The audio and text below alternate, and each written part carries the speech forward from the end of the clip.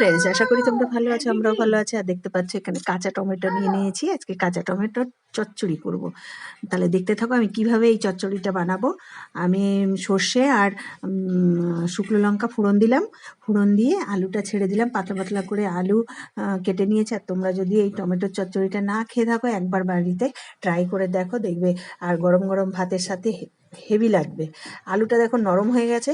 এবার দিয়ে দেবো আমি টমেটোগুলো দিয়ে আবারও বেশ নাড়াচাড়া করব। নাড়াচাড়া করে আমি একটু নুন দিয়ে দেবো।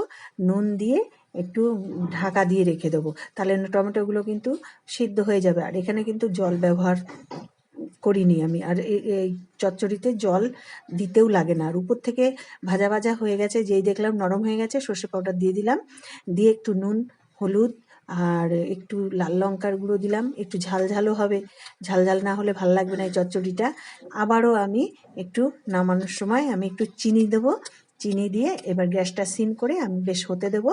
আর উপর থেকে দিয়ে দেবো কাঁচা সর্ষের তেল। তার দেখো কি সুন্দর লাগছে, একদম গা মাখা গা মাখা।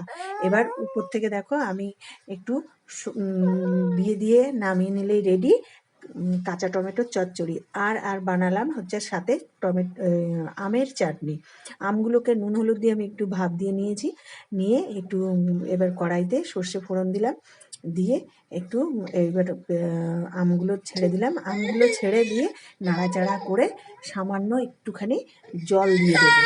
সামান্য একটু দিয়ে এবার পরিমাণ মতো দিয়ে দেবো চিনি, পরিমাণ মতো নুন, আর একটু দেবো সামান্য একটু কর্নফ্লাওয়ার গুলে দেবো। তাতে টমেটোর কালারটাও ভালো হবে, একটু গ্রেভিটা টাইপেরই হবে। আর দেখো টমেটোর চাটনিও রেডি। ভালো লাগলে লাইক, শেয়ার, কমেন্ট ও সাবস্ক্রাইব করে দিও প্লিজ।